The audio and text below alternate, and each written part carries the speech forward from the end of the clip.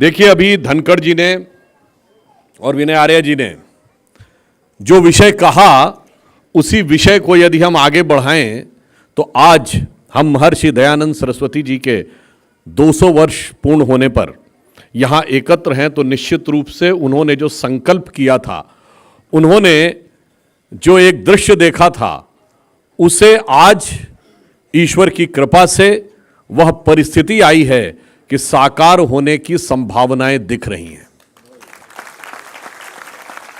आर्य समाज की प्रार्थनाओं में हम कहते थे ना, धन धान्य से लदी हो हर फूल और क्यारी, आधार राष्ट्र की हो नारी सुभग सदारी, हो योग क्षेमकारी स्वाधीनता हमारी। तो मैं निश्चित रूप से कह सकता हूं कि माननीय प्रधानमंत्री जी ने यदि ये कहा कि ये स्वतंत्रता का अमृत काल है, तो जो स्वतंत्रता के काल की हमारी योग क्षेम की क्षमता थी, उसे उठने का अब अवसर आया है। क्यों? हमारे इस कार्यक्रम का शीर्षक क्या है? वयम राष्ट्रे जाग्रयाम पुरोहिता। देखिए, इसमें दो बातें महत्वपूर्ण हैं, जागृत होना, बाकी कहेंगे 3 राष्ट्र, जागृति और पुरोहित। सबसे पहले तो एक बात जो बहुत अंग्रेजों के कालखंड से किसी शब्द का उपयोग और दुरुपयोग दिमाग में बैठ जाता है। पुरोहित शब्द का अर्थ होता है पुर, अर्थात स्थान। जो हमारे होता है ना, जयपुर, नागपुर, कानपुर, शोलापुर। पुरोहित अर्थात संपूर्ण समाज के हित के लिए जो सदैव उद्यत रहे, वह पुरोहित कहलाता है। इसलिए हम सब पुरोहित हैं। किसके लिए? राष्ट्र के जागरण के लिए। और मैं ये कहना चाहूंगा, जो अभी आदरणीय धनखड़ जी भी कह रहे थे, राष्ट्र अभी जागृत हो पाया है।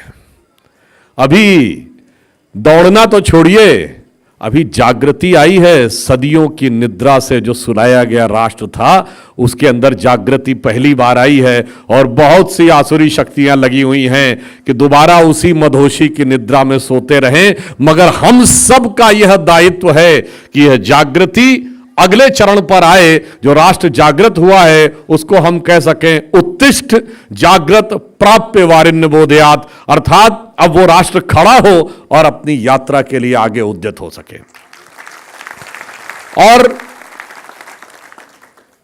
इसे हम कह सकते हैं, हम अगर आगे बढ़ेंगे तो क्यों ये जागृति कुछ लोगों को अखर रही है। आप याद करिए, आदरणीय अटल बिहारी वाजपेयी जी की एक बड़ी प्रसिद्ध कविता थी, हिंदू तनमन हिंदू जीवन रग रग हिंदू मेरा परिचय। तो उन्होंने कहा था कि भारत की जागृति किस रूप में आएगी और किन लोगों को इस बात से भय लगता है।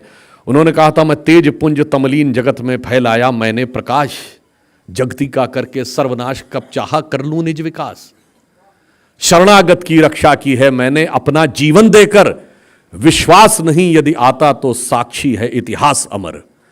यदि आज देहली के खंडहर सदियों की निद्रा से जगकर गुंजार उठे ऊंचे स्वर में हिंदू की जय, तो क्या विस्मय, हिंदू तनमन हिंदू जीवन रग रग हिंदू मेरा परिचय। अब ये जागृत हो रहे हैं, बस यही बहुत बड़ी समस्या है। हनुमान जी की तरह अपनी शक्ति याद आ रही है, तो बाकियों को लग रहा हनुमान जी को शक्ति अगर याद आ गई तो फिर तो संभालना बहुत मुश्किल होने लगेगा। और इसलिए जिसका उल्लेख सचदेवा जी ने भी किया और धनखड़ जी ने भी किया कि यदि आज हम 3 ट्रिलियन की इकोनॉमी बने हैं, 5वीं बड़ी अर्थव्यवस्था बने हैं, 25 करोड़ लोग गरीबी की रेखा से बाहर आए हैं, 11 करोड़ लोगों को घरों में शौचालय मिला है, 16 करोड़ घरों में नल से जल मिला है, 50 करोड़ लोगों को आयुष्मान भारत योजना के तहत स्वास्थ्य का कवर मिला है। हम 5वीं बड़ी अर्थव्यवस्था बने, 4थे बड़े स्टॉक एक्सचेंज बने, 3रे बड़े ऑटोमोबाइल के मैन्युफैक्चरर बने, 2रे बड़े हैंडसेट मोबाइल हैंडसेट के मैन्युफैक्चरर बने, इंफ्रास्ट्रक्चर में इन्वेस्ट करने वाले दुनिया के पहले देश बने, और चांद के अछूते कोने दक्षिणी ध्रुव को छूने वाले दुनिया के पहले देश बने। तो ये मैं इसलिए कह रहा हूं कि जागरण दिख रहा है, मगर जागरण सार्थक कैसे होगा? जब हम महर्षि दयानंद जी के आदर्शों पे चलेंगे। देखिए, सत्यार्थ प्रकाश सिर्फ आर्य समाज का ग्रंथ नहीं है। जहां तक मैंने पढ़ा था, मुझे याद है कि हिंदी भाषा, जिसे हिंदी खड़ी बोली कहते हैं, हिंदी भाषा का प्रथम ग्रंथ जो प्रकाशित हुआ वो सत्यार्थ प्रकाश है। इसलिए भारत की भाषाई विविधता में भी एक मील का पत्थर है, क्योंकि स्वामी दयानंद सरस्वती मूलतः हिंदी भाषी नहीं, गुजराती भाषी थे। और हिंदी भाषा का पहला ग्रंथ एक गुजराती भाषी ने लिखा, और जो संपूर्ण समाज के अंदर चेतना का नया संचार करने वाला हुआ। निश्चित रूप से राष्ट्रवाद की प्रेरणा स्वतः वहां से प्राप्त हो जाती है।